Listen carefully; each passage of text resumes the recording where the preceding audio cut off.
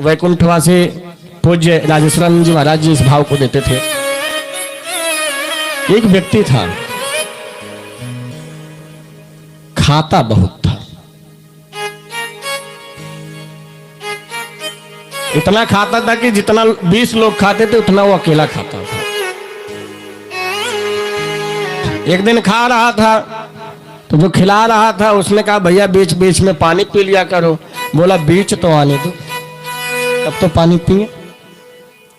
और खाता जाए, उसकी आदत थी, कहता था खाने खाने पे लिखा है पाने वाले का नाम, दाने दाने पे लिखा है खाने वाले का नाम, दाने। एक चला रहा था, उससे रहा नहीं गया, बोला तू दाने दाने पे मत बोला कर, तू बोला कर बोरे बोरे पे लिखा है खाने वाले का नाम, दाने दाने का मत बोला कर। घर वाले तंग हो गए महाराज, बोले इसको कितना खिलाए महाराज, अकेले 20 लोगों का खा रहा, कमा कुछ नहीं रहा, इतनी इनकम नहीं। उन घर वालों ने कहा एक काम करो तुम चले जाओ यहाँ से। बोले देखो निकाल रहे हो विचार के, बोले नहीं विचार बिल्कुल नहीं करना, तुम चले जाओ, तुम जाओ अपनी बाहर व्यवस्था बनाओ, वहीं कमाओ वहीं खाओ, हम नहीं खिला सकते। घर वाले ने भी निकाल दिया। कुछ दूर गया फिर वापस आया, बोला विचार कर लो, पश्चाताप तो नहीं कर रहे हो हमें निकाल के। बोले बिल्कुल नहीं पश्चाताप कर रहे हैं, तुम चले जाओ बस कृपा कर दो। बेचारा गला गया, सोच रहा कहाँ जाए, अब तो फंसे हैं। जा रहा था, एक आश्रम के समीप पहुंचा, मंदिर के पास देखा वहां महंत जी बैठे हैं, वो भी बढ़िया मोटे हैं तगड़े हैं। समझ गए यहाँ खाने पीने की व्यवस्था नंबर 1 की है, यहीं पे रहने का आश्रय बनाया जाए। बोला गुरुजी गुरुजी। बोले हाँ बताओ। बोला गुरुजी कृपा कर दो। बोले क्या क्या हुआ बताओ। बोले गुरुजी क्या आपके आश्रम में जगह है। बोले हाँ बताओ। बोले हाँ मैं रख लो। बोले अच्छा उसके लिए तुम्हें दीक्षा लेना पड़ेगा, गुरु मंत्र लेना पड़ेगा। हाँ गुरुजी आप कुछ भी जो करना पड़े करवा लीजिए, आप गुरु मंत्र दे दीजिए। क्या करना पड़ेगा आश्रम में। बोले कुछ नहीं बस भजन करना पड़ेगा। बोले एक बात बताओ खाने की कमी तो नहीं है। बोले नहीं खाने की बिल्कुल कमी नहीं। बोले कितने पंगत चलते, पंगत समझ रहे हो, पंगत समझ रहे हो, कितने बार भंडारे चलते हैं। मतलब एक पहले होता तो बैठा के खिलाते तो 1 पात 2 पात 3 पात ऐसे होता नहीं था। तो महाराज जी ने कहा भैया हमारे यहाँ 3-4 पंगत चलते हैं। बोले अगर आपको बुरा न लगे तो मैं 3-4 में बैठ के पा सकता हूँ। बोले हाँ पा सकते हो खूब, लेकिन भजन करना मत छोड़ना। बोले ठीक है। महाराज गुरु मंत्र लिए आश्रम के अंदर प्रवेश किया। महाराज उसके दिन अच्छे कटने लगे, खूब आनंद आया उसको, खूब आनंद आया। एक दिन सुबह उठा, स्नान इत्यादि किया, पूजा पाठ किया, सोचा चले बाल भोग ले लें। बाल भोग समझ रहे हैं, नाश्ता। अबे इस पे भी हम बताते हैं, थोड़ा पहले इसको पूरा करें। बोला चले थोड़ा बाल भोग नाश्ता ले ले। तो देखा रसोईया में कुछ आज जल ही नहीं रहा है, चूल्हा बंद पड़ा, बर्तन सब उलट उलट के रखे हुए, उसके तो आधा सांस रुक गए। महाराज आज क्या हो रहा है। पहुंचा गुरुजी के पास। गुरुजी गुरुजी। गुरुजी ने कहा बताओ क्या बात है। गुरुजी रसोईया आज बंद क्यों है। बोले तुम्हें नहीं पता। बोले नहीं पता। बोले आज एकादशी। बोले तो। बोले एकादशी में यहाँ सब व्रत रहते हैं। अरे गुरुजी हमें व्रत न करवाओ, हमें पहले काहे नहीं बताया एकादशी में व्रत रहना पड़ता है।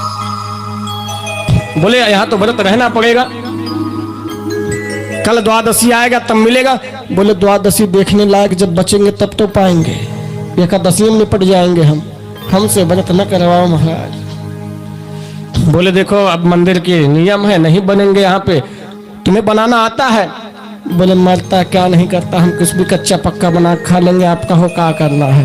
बोले काम करो जाओ रसोइये से अपने जितना खुराकी हो उस हिसाब से अपना राशन ले लो और जाके बाहर नदी के किनारे, वहां पे मंदिर से बाहर वहां उतनी दूर की नदी है, वहीं किनारे अपना कोई भौरी चोखा बना के दाल बाटी अपना पा लेना।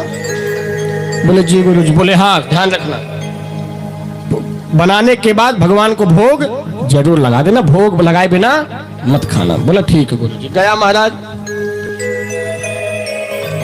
लिया 5-6 किलो आटा, 5 किलो आटा लिया महाराज, उसी के अनुसार नमक, उसी के अनुसार आलू, उसी के अनुसार दाल मसाला सब लेके भैया सर पे गट्ठर बनाया, चल दिया। नदी के पास पहुंचा, खूब बढ़िया प्रेम से बनाया। और जब सब बन गया तो उसको याद आया कि गुरुजी ने कहा था भोग लगाना है। बनाने के बाद भोग लगाने लगा। क्या कहने लगा? सीताराम राजा राम आइए, मेरे राम आइए, मेरे भोजन का भोग लगाइए। मेरे राम आइए, प्रभु राम आइए, मेरे भोजन का भोग लगाइए। मेरे भोजन का भोग लगाइए। मेरे भोजन का भोग लगाइए। बुलाने लगा। उसको लगा कि मंदिर में ऐसे ही भोग लगाया जाता है कि जब भगवान आके पा लेते हैं, क्योंकि मंदिर में पर्दा बंद हो जाता है तो दिखाई नहीं देता। उसको लगा भगवान जब तक आके खा नहीं लेंगे तब तक भाई भोग लगाना है। बुलाने लगा महाराज भगवान को। भगवान नहीं आ रहे। बोला का तुम सोच का आ रहे हो कि अभी मंदिर में मिलेगा, इसके चक्कर में पड़े हो? भगवान से कहने लगा, सोच रहे हो मंदिर में मिलेगा? अरे मंदिर से प्राण बचा के भागे हैं।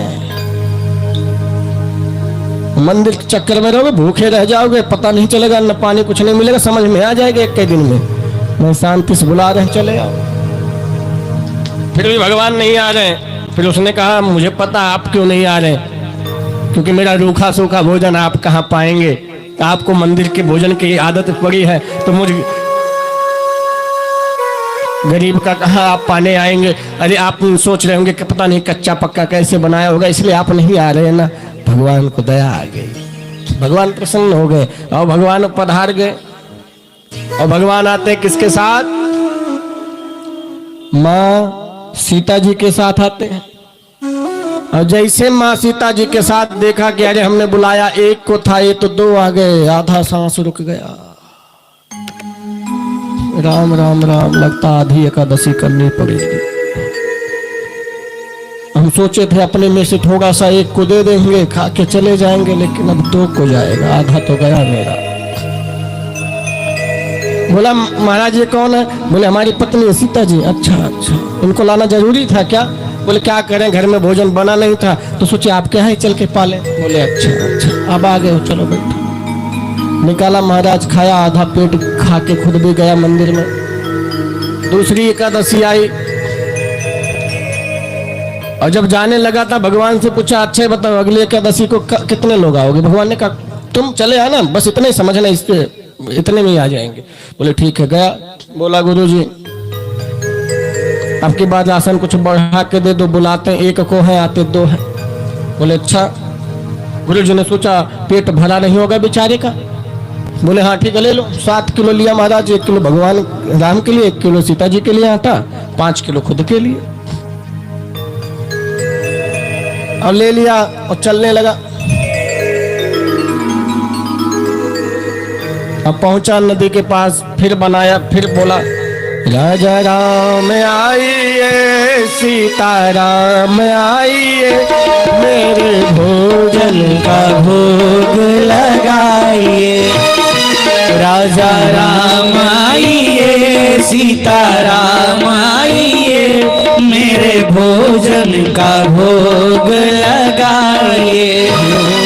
मेरे भोजन का भोग लगाइए। अब के बाद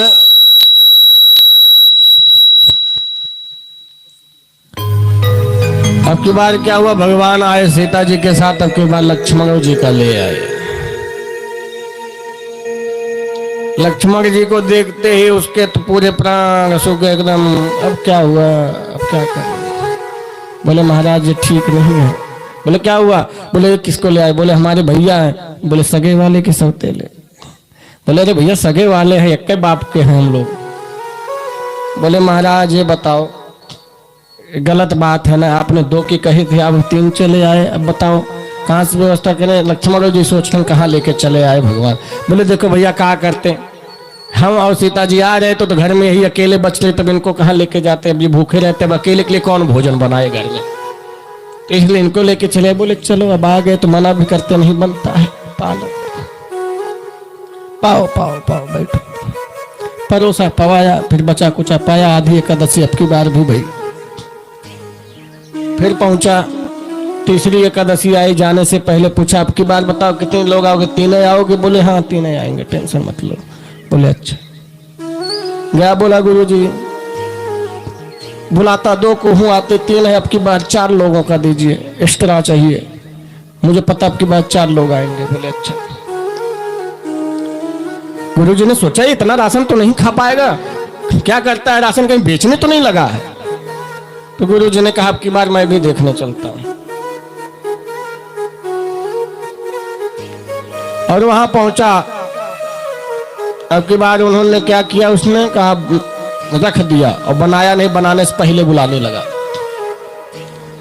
सीताराम आइए, राजा राम आइए, मेरे भोजन का भोग लगाइए। सीताराम आइए, लक्ष्मण राम आइए, मेरे भोजन का भोग लगाइए। मेरे भोजन का भोग लगाइए। और जैसे बुलाया पूरा दरबार प्रकट हो गए, चारों भैया हनुमान जी सब प्रकट हो गए। महाराज देखते ही आंख ऐसे खोल के देखा, फिर आंख बंद कर लिया। भगवान ने कहा आंखें क्यों बंद करे? बोले अब देखा नहीं जा रहा ये सुख। बोले आज बनाया नहीं, आज क्यों बुला लिए? बोले मुझे पता था तुम यही करोगे, इसलिए खुद बनाओ खुद खाओ। जब देखा हनुमानों जी का, बोले इनको लाने का जरूरत थी, खुद आते बंदरों को लेके चले। हनुमान जी कहे महाराज हम छोड़ नहीं रहा ये। अब सब सोच रहे हैं कहाँ आके फंस गए महाराज। राम जी बड़े प्रसन्न हो रहे हैं, गजब भक्त मिला है। बोले ठीक है बनाओ। आज अन्नपूर्णा मैया साक्षात सीता जी बनाने लगी भोजन। अब पेड़ के नीचे बैठ के रो रहा है, क्या आज कुछ नहीं मिलेगा, आज पक्का एकादशी हो जाएगा। अब मैया बनाने लगे, भरत जी चूल्हे में लकड़ी लगाने लगे, इसी प्रकार से होने लगा। और जैसे भंडारा तैयार हुआ, सभी संत वहां पधार गए आज जगत जननी के हाथ से पाने के लिए। उसने देखा भीड़ लंबी हो गई और तेजी से आंख बंद कर लिया। भगवान ने पूछा काहे आंख बंद कर रहे हो? अब तो भोजन का समय होगा। बोला नहीं, खाते हुए नहीं देख पाएंगे तुम लोगों को, कष्ट हो रहा बहुत, हमें नहीं मिलेगा तो हम काहे देखें, खाओ तुम लोग, हमें पता देखने वाला भी नहीं मिलेगा। गुरु जी आगे क्या कर रहा है? तुम्हारा राशन वहां पड़ा हुआ, तुम यहाँ रो रहे हो।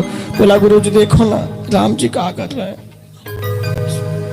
खुद भी आए, बंदरों लेके आए और साथ में संत मुनि बुला लिया, हम भूखे मर जाएंगे महाराज इनसे चलता रहा। बोले क्या नाटक लगा रखा, देखो सामने पड़ा क्यों नहीं बनाता खाता? बोले आपको नहीं दिख रहे? बोले नहीं। राम जी के पास गए दौड़ा दौड़ा, काहे नहीं हमारे गुरु जी को दिखते आप? बोले देखो बेटा गुरु जी में तुम्हारे कोई कमी नहीं, ज्ञानी बहुत हैं, तपस्वी भी बहुत हैं, लेकिन सरल नहीं है तुम्हारे जैसे। आया दौड़ के गुरु जी, राम जी कह रहे हैं कि आप सरल नहीं हो और मैं सरल को ही दर्शन देता हूं। गुरु जी फूट फूट कर रोने लगे, मेरा किस्मत खराब है, मेरे ज्ञान का क्या मतलब है? बेटा तू सही कह रहा, मैं ज्ञानी बहुत हूँ, बहुत कुछ पढ़ा लिखा, लेकिन आज तक सरलता नहीं ले पाया। सदा यही रहा कि मैं महंत हूँ, मंदिर का महंत हूँ, सदैव ऐसे में लगा रहा। और गुरु जी को रोता देख के भागा भागा आया, राम जी कृपा कर दो ना, गुरु जी को दर्शन दे दो। नहीं तो हमारे गुरु जी को लगेगा कि मैं झूठ बोल रहा हूँ, तुम दर्शन दे दो। तो भक्त के मनोरथ को पूर्ण करने के लिए भगवान ने आज उनके गुरुदेव को भी दर्शन दिया। बोले सियावर रामचंद्र की। तो कहने का भाव इतना है कि जब सरलता आपके अंदर आएगी तो भगवान दर्शन अवश्य देंगे।